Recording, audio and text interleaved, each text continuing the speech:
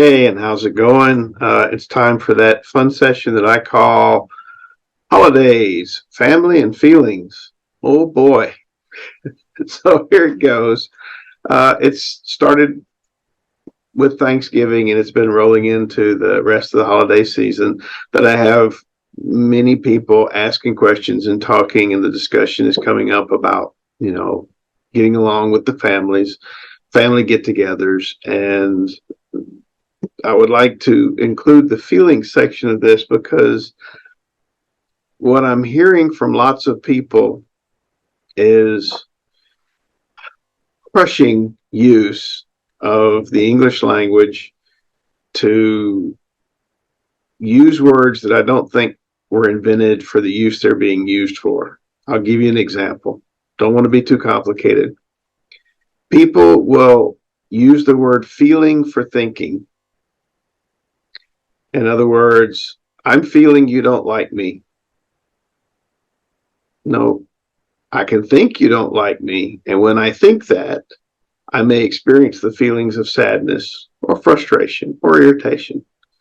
Those are my feelings. Why is it important? We're back to meaning what you say, saying what you mean. So listen to the following phrase that I have heard many, many times, and I have a feeling I'll hear many, many more times. So if this is helping you prepare for a holiday get together or repair from a holiday get together, here we go.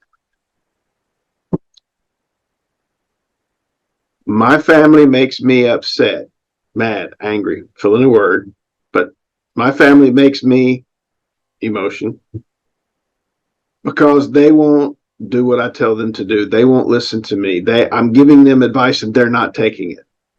I told them what to do. Why aren't they doing it? So let's break that down a little bit. One,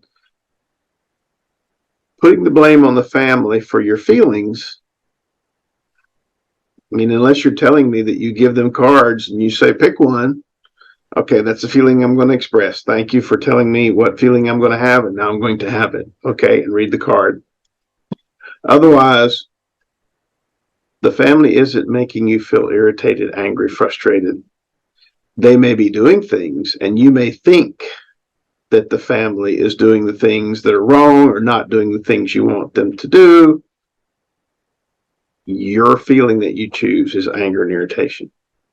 It is possible that the family can trigger something, and you may have triggers, and then those triggers lead to that first automatic negative thought, feeling, and then you fly off of that. Choosing how you react after that. You can be embarrassed, you can be irritated, but choosing to be angry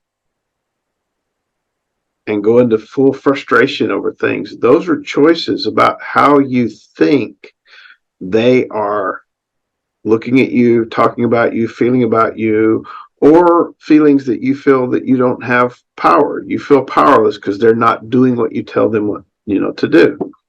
And this goes both ways, parents telling kids, kids telling their parents.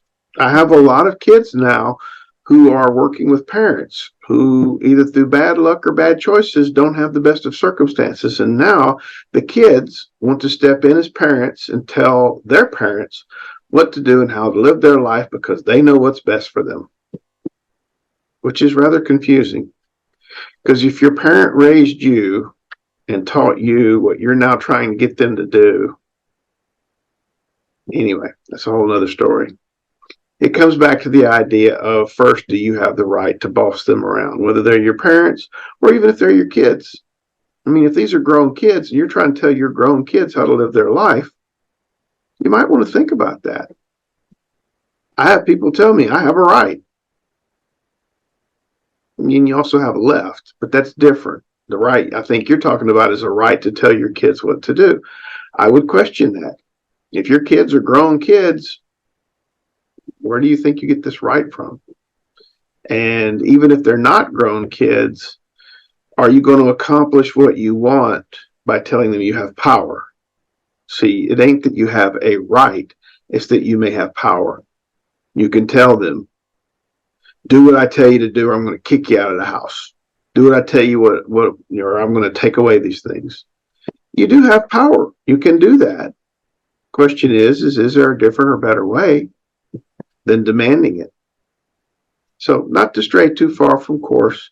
We're back to this idea, though, of actually going inside yourself and digging and go, why am I feeling this frustration when other people don't obey me? Oh, you don't think that's the problem? Well, you told them to do something, they're not doing it. Isn't that what obey means? You're basically walking up to your mom or your dad or your cousin Bob, and you're saying, obey me, because I know what's best, and you should do it. Oh, you're giving them good advice. Well, see, when you're giving somebody something, they have the power to accept or reject your gift.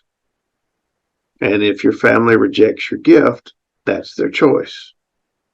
Even if it's a good gift, even if it's great advice, it's still their choice. If you're going to take away their choice, you're taking away their freedom and their free will. Is that what you want to do for their own good? And do you want that done to you? See, we're back to that. Maybe your parents are telling you what to do while you're telling your parents what to do, and neither one of y'all are doing nothing much but being codependent.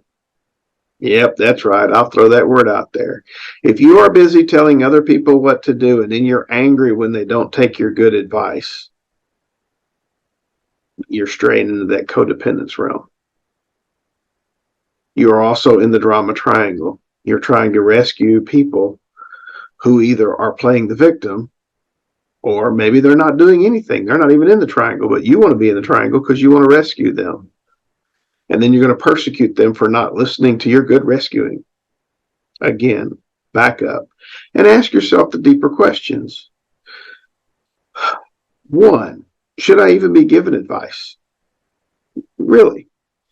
If you're happy and your life is great and your finances are together and all these things have happened and you're setting the shining example, then hopefully they'll look at you and go, wow, that's what I want to be. And then they'll come ask you, whole different story. Please let me know how you managed to do this, how you managed to fix that, how you managed to afford that. And if they're truly asking for real advice, they will listen and take your advice. Remember, though, it's still only advice. If you give it and then they go out and don't do it, that's no skin off you. That's their situation. Yours was but to give the advice. It's theirs to decide whether to follow it or not. And we'll go a step further. If they're not asking that and you're volunteering that, what is it you're irritated about? And I think often if you look real deep into that, you will see that part of the problems have nothing to do with what actually went on. It has to do with you feeling a certain way, feeling sad, upset, frustrated, because you think the other person is not respecting you. They're not doing what you told them to do. They're not listening the way you want them to listen. Furthermore, when you say your family isn't listening to you, my question is, are you really listening to your family? Before you even jumped in with this great advice, did you actually sit down and listen to what's really going on? Someone may be complaining about a financial thing or a housing thing or half a dozen others. It's your job, if you're listening, to be a good listener and dig down and go, what is it they're really trying to say? What is going on? And clarifying. I hear you talking about worrying about money. Is there something else going on? You may find out that they just want someone to listen to them. They don't actually want you to tell them what to do.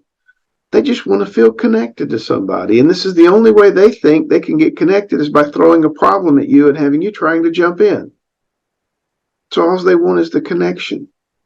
Or maybe in their mind, they see this as love. If I can get you to buy into my problem and act concerned, this is when I have this feeling that someone wants to help me, and this is what I identify as love. Maybe this is what I see. Okay.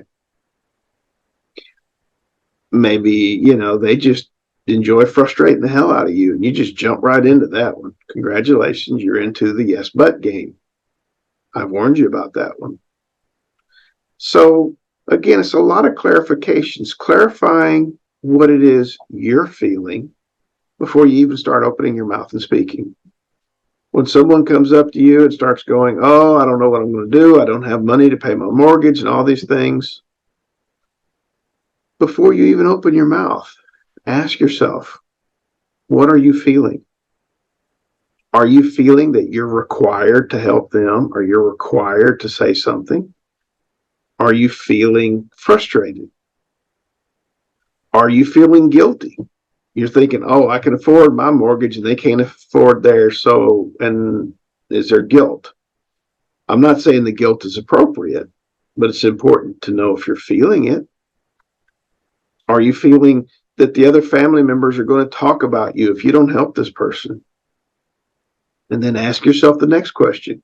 If the other family members are talking about you behind your back, why do you give a damn what they think anyway? They're not worth having a conversation with. Furthermore,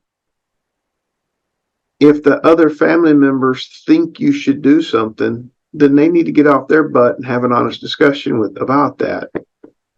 And is it really your responsibility to do something? Or are they just trying to pass the buck on you? Or maybe they just like giving people a hard time. But you really have to ask yourself these questions when it comes to families and the family politics. Now, if you feel that you owe somebody something, all right, ask yourself how much you really owe. And this was where you have to dig deep. If there's a family member that you feel you owe a favor to, ask yourself, what's the favor? How much do you owe? And when does that owing become paid up?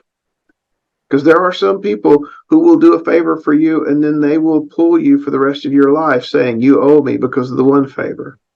So you need to determine, what is it you feel you actually owe? And then cut it off.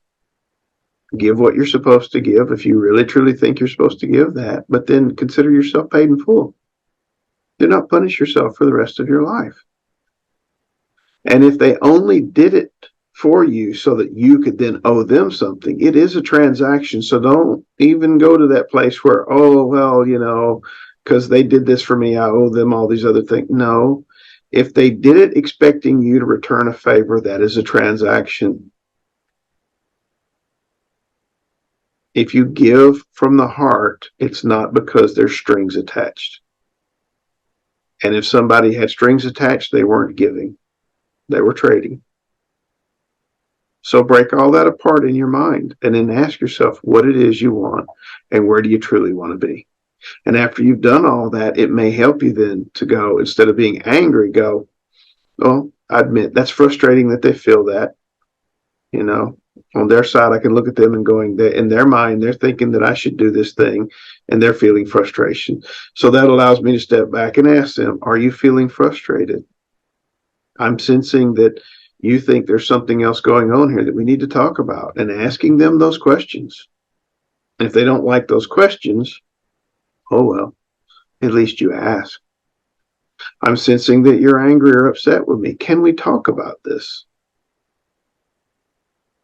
And then asking yourself the same question, letting them know, I'm feeling upset. I'm feeling irritated. And identify specifics of what you're irritated about. It's the only way you're going to have that good conversation is by getting to the bottom and discussing the basics of what's going on. Okay? So give that all a shot. Like I said, think about it. Don't blame the family for your feelings. Take responsibility for your feelings. Do watch what the family's doing. You can hold them accountable and hold yourself accountable.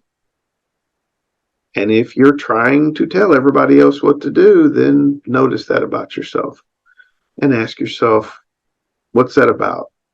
What am I getting out of doing that? Where's that coming from? What of my needs am I trying to meet? What feeling am I looking for? And what's going on?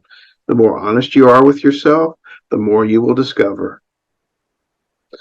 And, for those who say, I'm trapped in a family situation, holiday party, whatever, lots of excuses to go to the bathroom, go get something from the refrigerator, go get another soda, whatever it is you got to do to excuse yourself politely from the situation. Please use those tricks that I've talked about before of being able to break a conversation and get out of those things. And, if you feel you need to spend some time with the family because you're obligated to do that, then understand that's why you're there. It's an obligation. And ask yourself, when do I fulfill my obligation and when am I allowed to leave? And leave. All right. Happy holidays, and hopefully it's not that way with every family get together or family encounter you have over the holidays. I'll be hoping for you. Namaste.